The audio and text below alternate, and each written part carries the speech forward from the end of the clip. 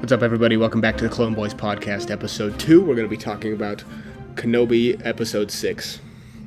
Yeah, and this was an insane episode, if I have to say so myself. It was. Holy cow. It was a great way. Like, Episode 5, I really enjoyed it, but it really set this one up perfectly to knock it out of the park. Yeah, I think if the whole show was just like this, it would have been a 10 out of 10 for me. Oh, definitely. The flashbacks, the extra writers that they needed to add to make it good. For reals. Like I said in the last podcast, Episode 5 should have been Episode 3 at the latest. Yeah, I think how I would have liked it done, and we talked about this a little bit, is Episodes 1, 2, and 3, but then switch the ending to 3 where Reva decides to track Leia, and then we can move from whatever planet they were on, and then they could track them to Jabim, and then from there Vader could have come, and then Episode 6 could have happened, and then maybe they could have added some more points for flashbacks or whatever. But I think 5 episodes would have been perfect if they just did it like that. Yeah, or they should have made it a movie. Yeah, it would have thrived as a movie.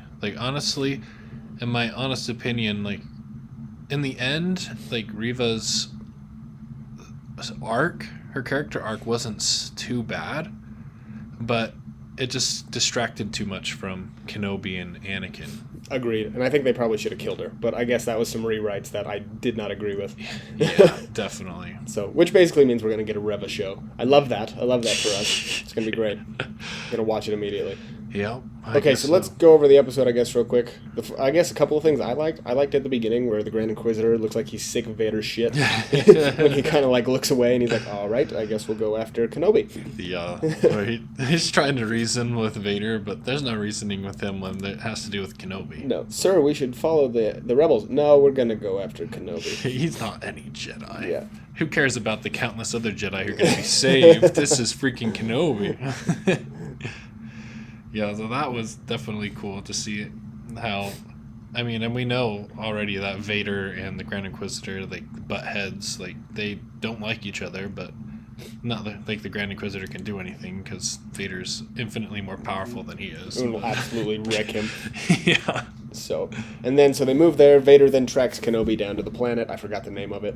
But the fight scene was awesome. Oh, yeah. I think we could talk about that for hours and hours and hours, but that's for sure. It was definitely, I think, that some of the best Star Wars, especially what's coming to fight scenes that we've had since Episode 3 by far. Yeah, sure. It was amazing. It had definite prequel vibes. It was... Well, and I like, too, the parallels they had with, the flashback, some of the moves that Anakin used, Obi-Wan used, and then they're back-to-back kind of doing the same thing. Oh, so, kind of reminiscing back on that. Yeah. And it was so cool just to see, just how Vader was surprised that Obi-Wan had regained his strength. And, he was just, Vader expected just to come down and just kind of dunk on him again. And I think he was ready to finish the job. But Obi-Wan was nope. I'm ready to fight you now. He was ready to end it all for Kenobi. I liked how they had a nice balance of, in the fight scene, the sword fighting as well as the Force use, because I feel like sometimes in the movies they forget that they're Force users. So showing Kenobi trying to push the rock on Vader and Vader just shoving it away and then burying him under all the rocks was cool. Yeah, for sure. Yeah, I really liked that part, actually, because I think it showed just how much of Anakin is still in Vader. Because Kenobi, he went to, push that rock on top of Vader, and it seemed like it looked like he struggled a little bit. Yeah. And then Vader just, grabbed it and just tossed chucks it. Yeah, just chucked it. You are weak, But I think that, that comes down more to, Obi-Wan being smart with knowing how to use the Force. Yeah, I guess so. He's just I need to conserve my Force abilities. Well, maybe, because then 5 minutes later he goes full stoning on exactly. Vader. So he has the ability to do what Vader did, but I think he was just kind of, I don't know, maybe he was warming up or something, but then you just see Vader just launch it, and I'm like, that's a total Anakin move. He's just you're so weak, watch how cool I am. For real. So that was cool. And then I liked how they kind of ended that fight with the cutting off the helmet. I liked how, and it's been going around the internet forever, so I'm sure everyone's already seen this, but like Obi-Wan cut off the left side, Ahsoka cut off the right side, but the only one who was really able to cut through to Anakin was Luke. Yeah. And he was the one who took off the helmet finally and was like, it's Anakin, he's back. Yeah, because even the two people Anakin cared most about, Obi-Wan and Ahsoka, couldn't get through Vader to Anakin, but his son could. And so I think that's cool that, like, a lot of people I've seen are hating on that. They're just like, oh, they're just copying Rebels. I'm like, no, it's like poetry. Yeah, it rhymes. It's poetry. It rhymes. As George would say. Yes, as George would say. And so I think that was really just a really cool moment that, like, we see two of Anakin's closest friends that they couldn't get through to him, but his son could. And realizing that, I think for Obi-Wan it was important to realize, like, Anakin's gone. Yeah, and that definitely. He couldn't do anything about it. Yeah. Like, he was gone at that point. That part close was enough. Freaking heartbreaking. Oh, I know. Like, where he's crying. He just, like, he sees his face and he calls out, he's like, Anakin. It's like, I'm so sorry for everything. And that's some PTSD right there. Oh, yeah. And then you see Vader, like, being freaking arrogant. Darth Maul. Like, Obi-Wan! Yeah. But, like, when Obi-Wan's sitting there trying to apologize and he's being arrogant Anakin again, he's just like, you didn't kill Anakin, I did. He's like, yeah.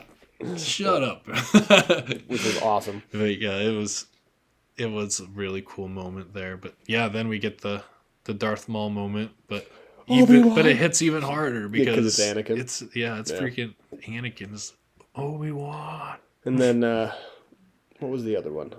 The other part that I think that was really kind of what I wanted to cover with the fight.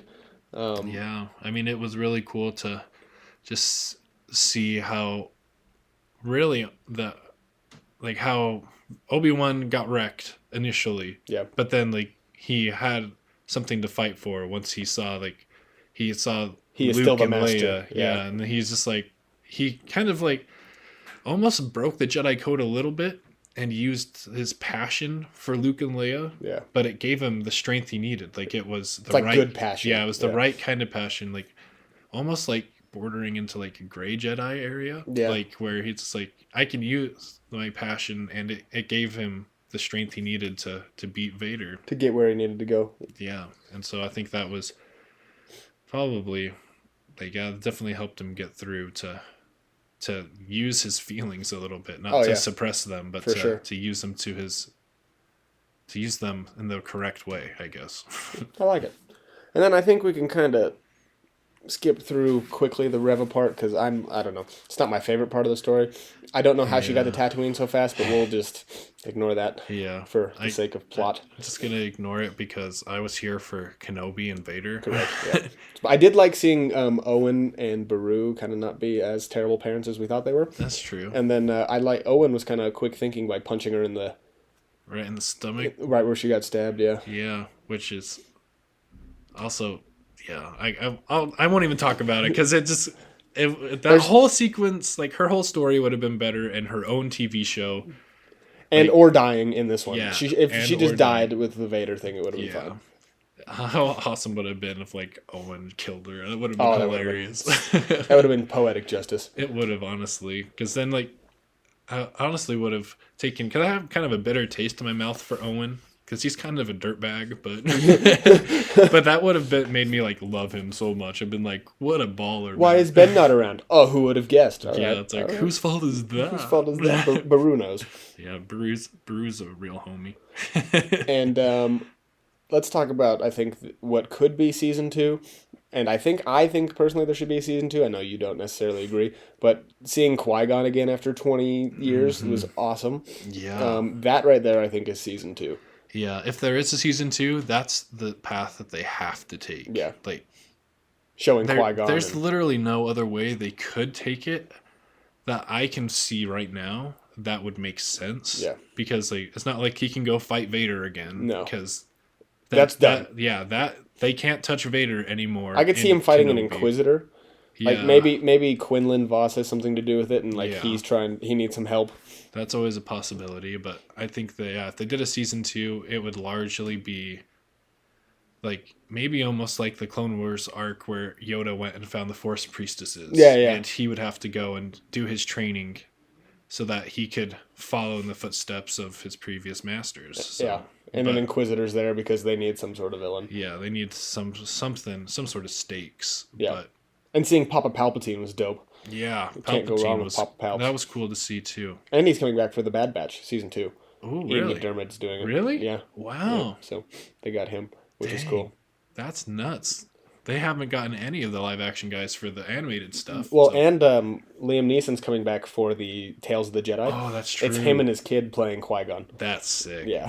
So we are going to be in Star Wars heaven for the next couple months. That is true. The rest of this year is stacked with Star Wars stuff. So I mean, Andor is going to be coming out, and I mean, I wasn't super excited about it until they dropped to the trailer, and then I was like, this doesn't look half bad, actually. Yeah, so, it actually looks pretty good. And it's also rumored that Ewan McGregor is going to show up in it. Oh, really? So, I didn't see that. But that'd be cool. Who knows? Maybe flashbacks or something. Yeah, I mean, it doesn't really work. No. But who knows? I mean, they could just be throwing that out there to get people to Clickbait, watch it. But yeah, good old clickbait. Do you have anything else to talk about? No, there wasn't a whole lot of like meat in this episode. It's more just like this was cool. Yeah, it was like a sweet fan service, but it wasn't necessary to the story. Yeah, but I'm here for it. Also, like, Qui-Gon is a sassy little. Yeah, his first line back is, "I've always been here, Kenobi." Yeah. Oh, all right, thanks. It's for real. Kenobi's just like, I thought you were never gonna come, and it's just like, I've always been here. You've just been too depressed. You've been too depressed and in your own mind to see me. All right. Leave any questions, comments, concerns, anything you'd like us to cover in the comments. Yeah, thanks for joining us. We've enjoyed putting this together for you. Please hit that subscribe button and make sure you even hit the bell so you don't miss any of our future content. But like we said, leave a comment or just let us know anything you want us to cover. We're here for all things Star Wars, so we'll cover just about anything. So have a good one. Peace.